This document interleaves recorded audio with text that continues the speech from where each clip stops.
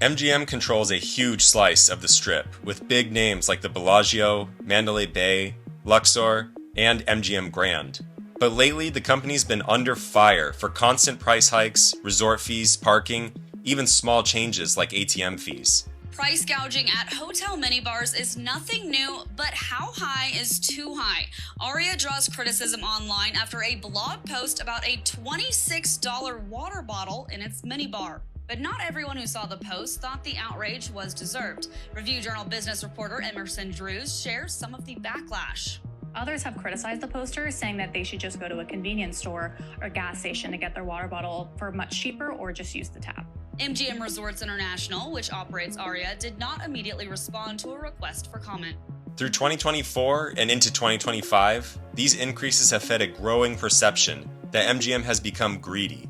And this comes at a time when Vegas tourism itself is slowing down, which raises serious questions about how sustainable this strategy really is. Critics often compare MGM's approach to budget airlines. They lure you in with low base prices, then pile on hidden fees until the total cost looks nothing like the deal you thought you were getting. MGM has steadily raised prices across nearly all its Las Vegas properties, fueling the corporate greed narrative. These hikes hit everything from resort fees to parking and even ATM withdrawals. And most of the time, they come with little warning, sometimes multiple times in a single year. In late 2024, MGM raised resort fees across all its Strip hotels for the second time that year. Starting December 4th, those daily fees jumped again. At places like Bellagio or Aria, you're now looking at over $50 a night just in resort fees, on top of your room rate. That's for amenities like Wi-Fi and gym access, whether you use them or not. Parking costs followed the same trend. Self-parking is now $20 during the week and $25 on weekends. Hotel guests pay a flat rate of $20 per day, and valet parking is up to $40 a day. Plus another $40 for each extra day if you overstay 24 hours. Even ATM fees have crept up. MGM admitted these price adjustments were part of a larger revenue optimization strategy, meant to offset operating costs.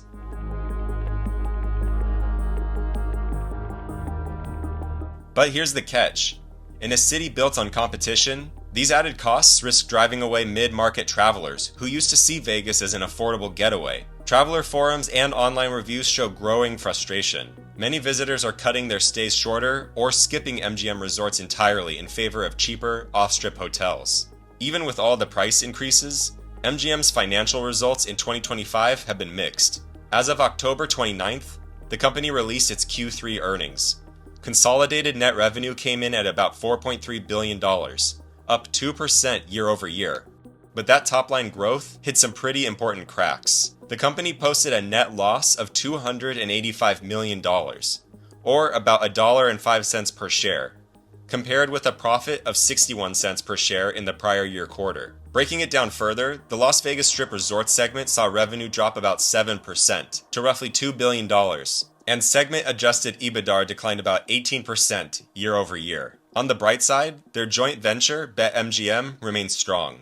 MGM's stock has remained relatively steady for now, and some analysts still argue it's undervalued. But the biggest issue is how heavily the company depends on Las Vegas. And this quarter's data suggests the Strip business is under pressure. The drop in Las Vegas segment revenue is a reminder that higher room rates and food and beverage prices aren't enough alone to satisfy demand worries. The bottom line is that MGM has still had growth, but the core resort profits are becoming more fragile than they look. The higher prices are only a temporary fix to their bigger problem. In September, MGM joined the citywide Fabulous 5-Day Sale, a massive promotion aimed at reviving Vegas tourism. Running from September 22nd to 26th, it featured deep discounts, up to 50% off rooms, waived resort fees, free parking, and daily food and beverage credits. MGM Rewards members got up to 35% off rooms at select resorts, plus $100 in daily food and beverage credits at properties like Bellagio and the Cosmopolitan.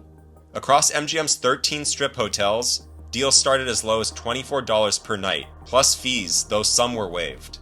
The campaign was heavily promoted online and did help fill more rooms, but only temporarily. Many saw it as a desperate correction after years of relentless price hikes. Reviews were mixed. Some guests loved the discounts, while others noticed the fine print, extra charges for things like early check-in or late checkout. In short, it worked as a short-term fix, but it didn't change the underlying issue of overpricing. Tourism in Las Vegas has taken a noticeable hit in 2025, and MGM's properties have felt it. Visitor numbers were down 11.3% in June compared to 2024, and overall arrivals for the year are down more than 11%. Hotel occupancy has fallen by about 6%, and average daily room rates on the Strip dropped 5.1%, now sitting around $193.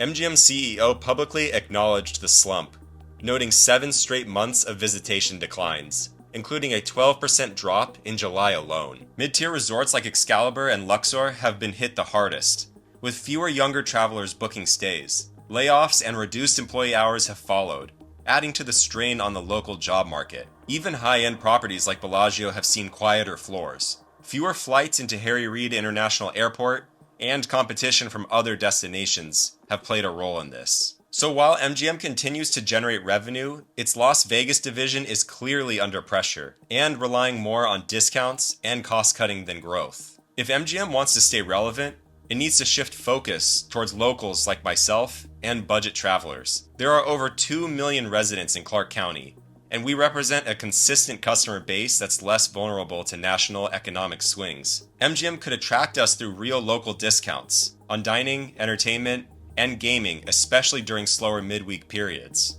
For budget travelers, transparency is key. Instead of hiding behind endless fees, MGM could offer simpler, all-inclusive pricing or value tiers, affordable rooms with basic amenities, with premium options for those who want upgrades. Partnering with budget airlines or off-strip attractions could help reach price-sensitive visitors. Younger travelers, especially Gen Z and millennials, are skipping Vegas altogether for cheaper cities. Marketing focused on deals and experiences, not just luxury, could win these people back. By easing up on constant fee increases and rebuilding trust, MGM could regain loyalty and fill its rooms without depending on heavy discounts or last-minute sales. MGM's current pricing strategy might bring in short-term cash, but it's hurting its image and potentially its long-term success. The 2025 tourism slump exposed how fragile that charge more approach really is. And yes, MGM's diversification like BetMGM keeps profits stable for now, but true recovery will require rebuilding goodwill through fair pricing, smarter marketing, and a stronger connection with locals and budget travelers. If the company keeps chasing revenue at all costs, it risks alienating the very people who make Vegas what it is, a city built on fun, accessibility, and excitement. Thanks for watching. Subscribe for more breakdowns like this, and I'll see you next time.